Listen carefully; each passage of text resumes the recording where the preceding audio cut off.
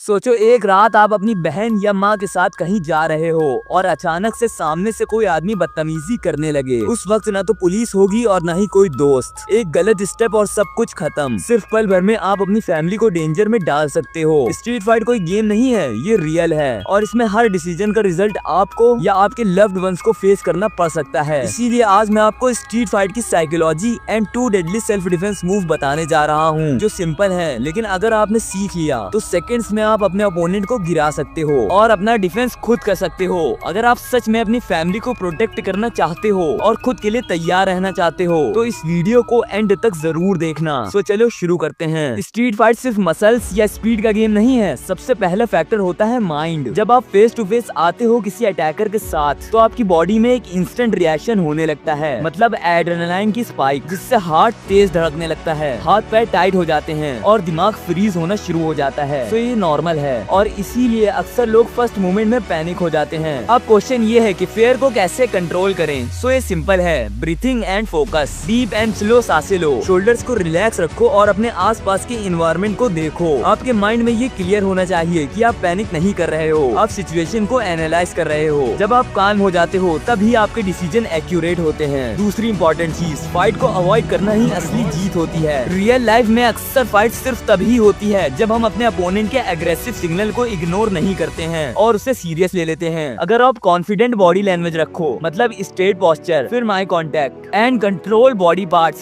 तो अटैकर पहले ही हेजिटेट कर जाता है। कॉन्फिडेंस और प्रेजेंस से ही फाइट स्टार्ट होने के चांसेस कम हो जाते हैं। और फिर आते हैं स्ट्रेटेजिक थिंकिंग पे। अगर फाइट अनअवॉइडेबल हो तो पहला काम है डिस्टेंस मेंटेन करना। अपने आप को क्लोज क्वार्टर्स में ट्रैप मत करो, हर मूव सोच समझ के करो, इम्पल्सिव रिएक्शन अवॉइड करो। एड्रेनालाइन के पीक पे लोग इम्पल्सिव स्ट्राइक करते हैं और ये गलती आपको महंगी पड़ सकती है। अब बढ़ते हैं अपोनेंट साइकोलॉजी पर। हर अटैकर अपने एग्रेशन को ओवर एस्टिमेट करता है और वो आपके हेजिटेशन को टेस्ट करता है। अगर आप काल्मली उसके अटैक को रीड करते हो और सुइटेबल सिग्नल डिटेक्ट करते हो, जैसे body movement, hand positioning and foot placement, तो आप फाइट में डोमिनेट कर सकते हो बिना अननेसेसरी लड़ाई के। मैं आपको एक रियल लाइफ एग्जांपल देता हूँ। सोचो आप रात में अपने घर जा रहे हो और एक अटैकर ने आपको रोक दिया। सबसे पहले आपको पैनिक नहीं करना है। आपके माइंड में ये क्लियर होना चाहिए कि आप कंट्रोल में हो और सिचुएशन को हैंडल कर सकते हो। अगर आप कॉन्फिडेंस, पोस्चर, आई कांटेक्ट और एग्रेसिव वॉइस का यूज करोगे तो अक्सर अटैकर ही पीछे हट जाएगा। और अगर फिर भी वो आपके ऊपर अटैक करता है तो आपको अपने डिस्टेंस और टाइमिंग पे फोकस करना है, जिससे आप अपने मिनिमल मूव्स में सिचुएशन को न्यूट्रलाइज कर सको और उसे हरा सको। और ये जो हम डिस्कस कर रहे हैं ये सिर्फ मेरी बनाई हुई कोई थ्योरी नहीं है। साइंस के हिसाब से भी ह्यूमन बॉडी का फाइट और फाइट रिस्पॉन्स फर्स्ट 2-3 सेकंड्स में पीक पे होता है। अगर आप मैनुअली प्रिपेयर्ड हो और अपने फेयर को कंट्रोल कर सकते हो, साथ ही सिचुएशन अवेयरनेस मेंटेन करते हो, तो आप लिटरली सेकंड्स में अपनी सेफ्टी डिसीजन ले सकते हो और रियल लाइफ में जीत सकते हो। सो अब यहाँ से मेरी बात बहुत ध्यान से सुनना। स्ट्रीट फाइट का असली फॉर्मूला, नंबर फर्स्ट, माइंड काम रखो, फेयर को कंट्रोल करो। नंबर सेकंड, फाइट अवॉइड करना ही असली जीत है, कॉन्फिडेंस से प्रेजेंस दिखाई देगी। नंबर थर्ड, डिस्टेंस और पोजीशनिंग पे फोकस करो। नंबर फोर्थ, अपोनेंट के सिग्नल्स को रीड करो, इम्पल्सिव मूव्स को अवॉइड करो। नंबर 5, अगर अनअवॉइडेबल हो तो टाइमिंग और डेडली स्ट्राइक्स पे कंसंट्रेट करो। और ये बात याद रखो कि असली जीत वो है जो आप फाइट में एंटर किए बिना अचीव कर लो। अगर आप अपने माइंड को स्ट्रॉन्ग बनाते हो, फेयर को कंट्रोल करते हो और हर सिचुएशन को काल्मली एनालाइज करते हो, तभी आप रियल लाइफ में सेफ और पावरफुल फील करोगे। सो अब बात करते हैं उन डेडली सेल्फ डिफेंस मूव्स की, जिससे आप अपने ओपोनेंट को सेकंड्स में गिरा सकते हो। बट उसे स्टार्ट करने से पहले मेरी आप लोगों से एक छोटी सी रिक्वेस्ट है। अगर आप लोग इस चैनल पे नए हो तो इसे सब्सक्राइब जरूर कर लेना और अगर आपको ये वीडियो थोड़ी सी भी इंफॉर्मेटिव या अच्छी लग रही हो तो इसे लाइक भी कर देना एंड हाइप भी कर देना, ताकि ये वीडियो उन सभी लोगों के पास पहुंच सके जिनके लिए सेल्फ डिफेंस बहुत ज्यादा जरूरी है। एंड अगर आप स्टूडेंट हो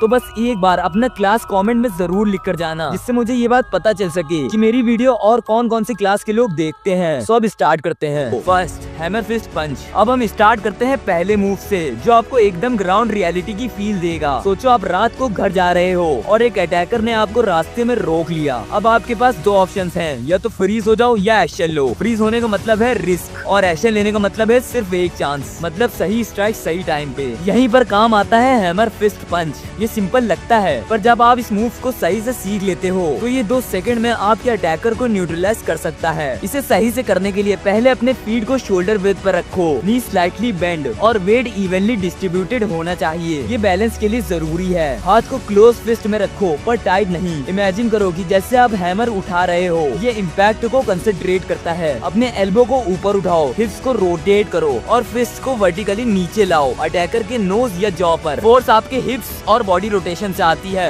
सिर्फ आर्म से नहीं। इम्पैक्ट के बाद तुरंत अपना डिस्टेंस मेंटेन रखो और रेडी रहो अगले मूव के लिए। ये स्ट्राइक अटैकर को एक इमीडिएट शॉक देती है। प्रैक्टिस स्लो स्पीड पे और मिरर के सामने करो, फिर धीमे धीमे स्पीड बढ़ाते जाना। स्ट्रीट फाइट सिर्फ स्ट्रेंथ का गेम नहीं है, ये डिसीजन मेकिंग और टाइमिंग का गेम है। एक रॉन्ग हेजिटेशन और आपकी फैमिली डेंजर में पड़ सकती है, इसीलिए ध्यान से। हैमर फिस्ट का पावर आपकी पूरी बॉडी रोटेशन से आता है। आपके सिर्फ हाथ से मारोगे तो अटैकर को ज्यादा इम्पैक्ट नहीं मिलेगा। ये मूव आपको कॉन्फिडेंस भी देता है। आपको पता है कि एक स्ट्राइक में अटैकर ऑफ बैलेंस हो सकता है, इसीलिए आपके अंदर कॉन्फिडेंस बना रहता है। Second, elbow strike. सो अब हम चलते हैं दूसरे मूव पे, जो क्लोज रेंज में आपको लाइफ सेविंग एडवांटेज दे सकता है। एल्बो स्ट्राइक सिंपल लगता है, पर जब आप अटैकर के बिल्कुल पास होते हो और आपके पास स्पेस नहीं होता, तब ये एक डेडली वेपन बन सकता है। ये मूव आपको सिर्फ एक इम्पैक्ट नहीं देता, बल्कि एक एस्केप का मौका भी देता है। इसे सही से करने के लिए अपने फीट शोल्डर ब्रेथ पर रखो, knee slightly bend, upper body slightly forward lean होनी चाहिए और एक्सक्लूसिव मोशंस के लिए रेडी रहो। एंड एल्बो फॉर्मेशन के लिए आर्म को टाइट रखो, एल्बो को बेंड करके पंच रेडी पोजीशन में रखो।